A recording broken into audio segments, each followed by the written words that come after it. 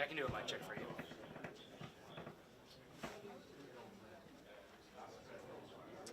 Let me know. Go ahead. Mic check. 1, 2, 1, 2, 3, 4, 5, 6, 7, 8, 9, 10, 42.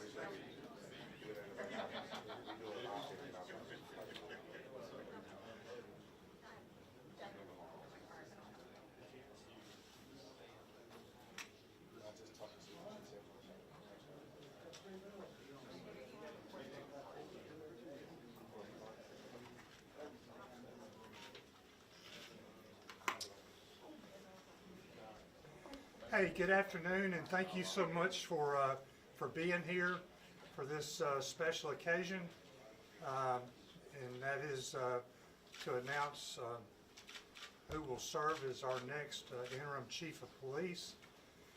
My name is Tab Bolin, and I have the honor of serving as mayor of the city of Decatur, Alabama, and that is a true honor. Our next interim chief of police is Natus E. Carlisle Jr. Chief Carlisle is the father of 7 wonderful children who were all raised in Decatur, where it is greater, he says. He married to the vivacious Sheila Pruitt Carlisle. Chief Carlisle was born in 1964 in the city of Decatur, Alabama. He matriculated through the Decatur City School Systems, graduating from Austin High School in 1982. He went on to join the United States Air Force in August of '82, serving honorably as a security police officer until 1990. Chief Carlisle left the service to pursue a career with his hometown police department. He then joined the Decatur Police Department in fall of 1990, serving only 2 years as a patrolman. In 1992, Chief Carlisle became the first African-American CID, that's Criminal Investigation Division detective, in the history of the Decatur Police Department. In 1994, he was honored to be one of the three detectives honored to serve in the newly established Robbery Homicide Unit. Chief Carlisle served in that capacity until the year 2000. During this time, he's proud to say that he only lost 2 cases, which is a testament to his diligence and attention to detail. Chief Carlisle was promoted in 2000, assuming the role as Detective Sergeant, supervising Robbery and Homicide Unit. 4 years later, 2004, he was again promoted to the rank of Lieutenant, assuming the role of CID Chief of Detectives. 3 years later, as 2007, Chief Carlisle was promoted to the rank of Captain, assuming the command officer role over an entire criminal investigation division. CID units under his purview included property crimes, robbery, homicide, anti-crimes, white-collar crimes, sex crimes, crime scene evidence, evidence property room, narcotics, organized crime, SWAT, and the Honor Guard. Honor Guard commanding officer. It should be noted that Chief Carlisle's promotion to the ranks of lieutenant and captain also came with distinction of being the first African American in the history of the Decatur Police Department to hold those ranks and titles. Chief Carlisle was also selected to perform interim duties as police chief, and that's important to note. This is his second time to serve as an interim chief of police. When then Chief Ed Taylor retired back in 2016. Chief Carlisle retired from the Decatur Police Department in December 2016. A few days later, he began to receive invitations to apply for the vacant Chief of Police Director of Public Safety position at Alabama A&M University. He was awarded the position, becoming the chief on February 14th, 2017. During his 4.5-year tenure at A&M, he taught officers formal classes on police interaction, active shooter, honor guard, de-escalation, street crimes, court etiquette, RAD, which is rape, aggression, defense, self-defense course designed to prevent assaults to women, criminal law and firearms training. He also became a regular senior police promotion board member at departments such as Tuscaloosa, Birmingham, and Florence. Under Chief Carlisle's leadership, campus-related violence, violent crimes, and thefts were no longer considered the norm, but the exception. But through it all, Chief Carlisle will be most remembered because of his inspiring student support and tireless efforts to improve safety and security both on and off campus. His efforts at A&M were rewarded with 2 historically black colleges and university regional Chief of the Year awards. And then Chief Carlisle created or participated in charitable programs, events like Decatur Police Operation Thank You, charter member that fed Thanksgiving dinners to thousands of families over the years in Decatur and donated bikes to children. Our Shop with the Cop brought officers together with the community. They served to discuss issues and to learn more about each other. That's Christmas in November, Extravaganza, Decatur Back to School program, Kids with Love, where 3,000 bikes were donated to children, and Shriners charity balls. So with that kind of lays out some background on Chief Carlisle, and now I would like to introduce you to Chief Carlisle and let him share a few thoughts.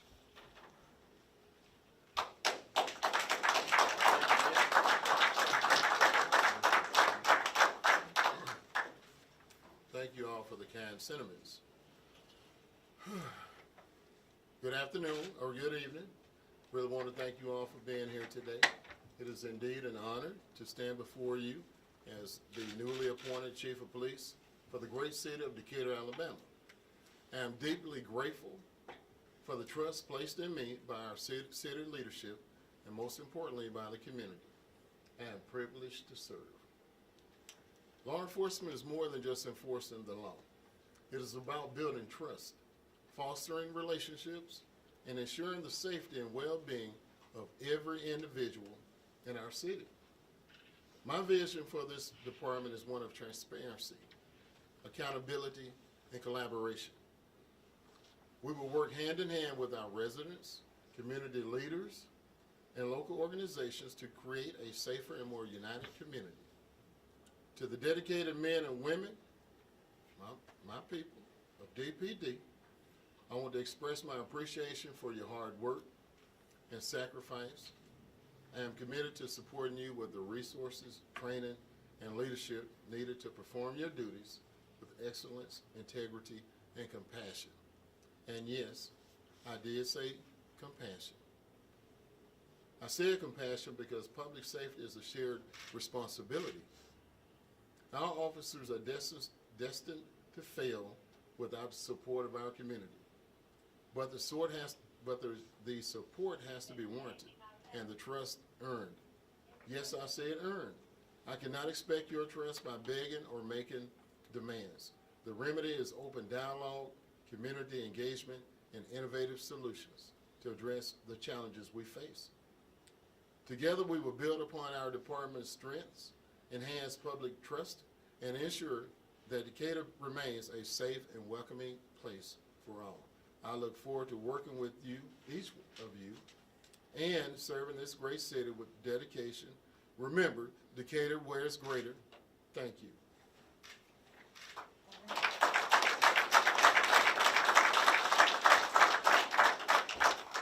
We'll take a few questions. You've got interim in front of your title now. Is that something that you're looking to remove come the future? What I promise this city is that I'm going to do the very best job that I can.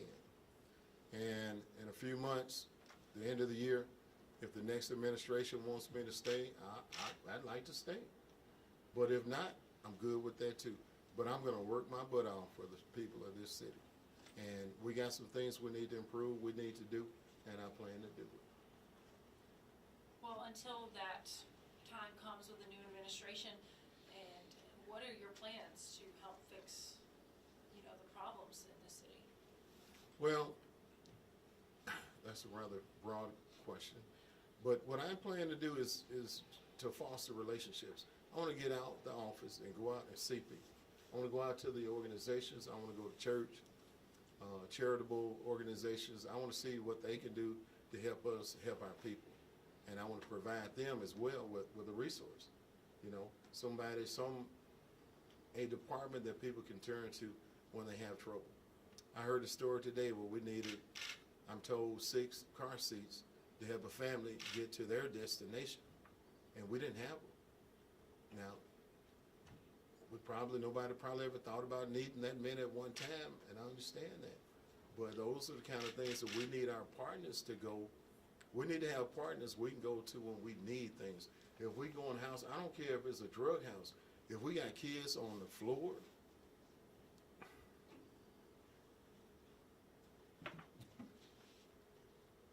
if we have kids on the floor, empty pantries, hungry folks, we need to be able to call up someone running the food pantry and say, hey, we need this. Can y'all help us out? If they can't for whatever reason, we need to have alternatives, other places, people that we can go to get money, to get food, and help our people. That's the kind of person I am. How are your relationships within the department? And more specifically, the former police chief is still on the staff here. Is that going to create anything? Do you see creating anything? But overall, how are these relationships you have with the officers here? Well, naturally, there may be some issues with some people. But I think that we have, good enough relations and smart enough people that they're going to realize what the situation is, and we're going to move forward. I'm not mad at Todd. He's not mad at me. I wish him well. He wishes me well. He gave me his recommendation for the job, So we're going to work together. And he will be a resource and ally because he's been doing it for, is it 2 years now? And so I want to be able to go to somebody who knows having the former chief here would come in handy because he knows the different programs and systems and things going on, and he'll help me learn quicker what I need to know. I'd like to add that there's just 22 years of service that Chief Pinion has and will have in our department, and that means an awful lot to us. And our interim chief knows that. And I should have said Captain Pinion. But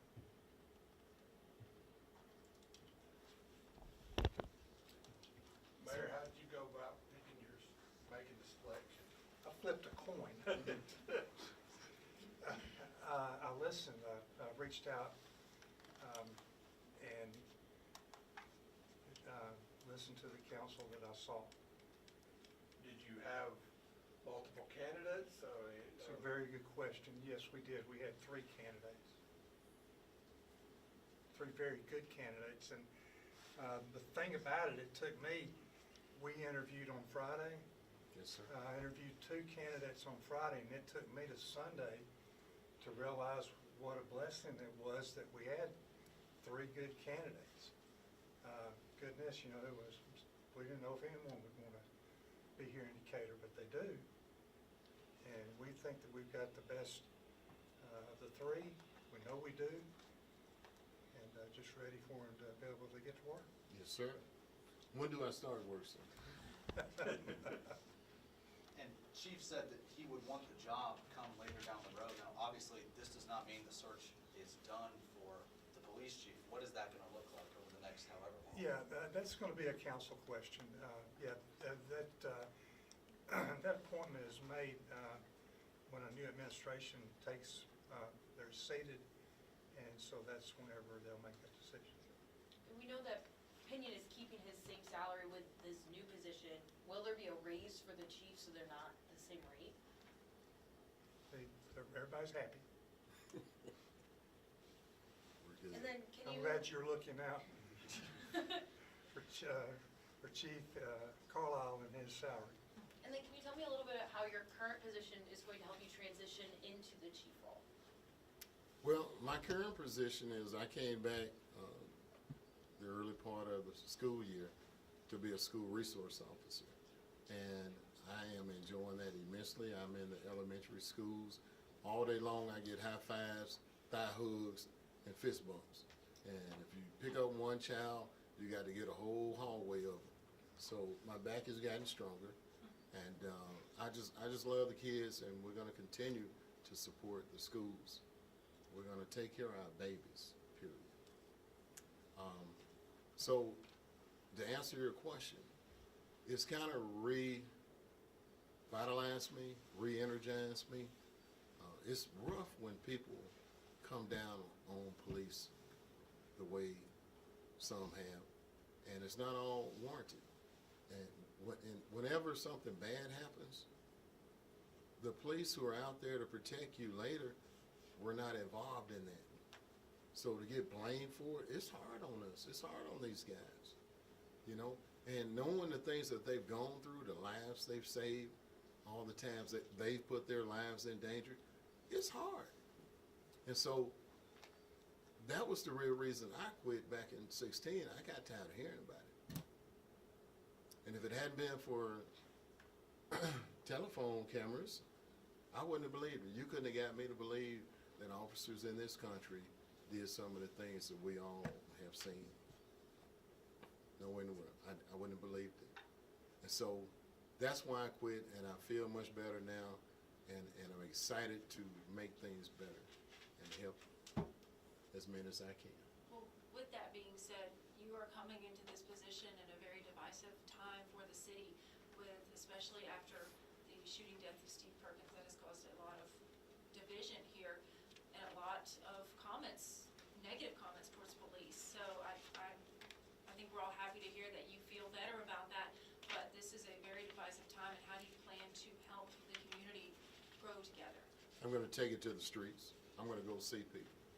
I'm going to go see the organizations, the protesters, the churches, everyone. I'm going to go and talk to them and have real talk. You know, I want to hear what's on their minds. I'm not going to agree with everything they say. They're not going to agree with everything I say, but we're going to have dialogue. And we're going to try to push forward and form those relationships. And I ask them to trust me. Give me time. Bowling said this was your second time serving as interim chief. Is there any way you're looking at this position differently going into it for a second time rather than a few years ago? Am I looking at it differently? Looking at the position any differently? Well, I mean, we all know we have some challenges, and there's some issues. But I'm confident. I'm confident in these guys, and I'm confident in myself. So we're going to get it fixed. How do you hope to address complaints that people bring, complaints against police officers that maybe people bring to your attention or want to file? How do you plan to quickly address those issues? The question is, how do I plan to address complaints thoroughly and completely, and honestly, fairly? That's the only way you can do. You got to be fair. You got to have all those attributes for the complainant as well as for the person being complained on. But I'll tell you guys something.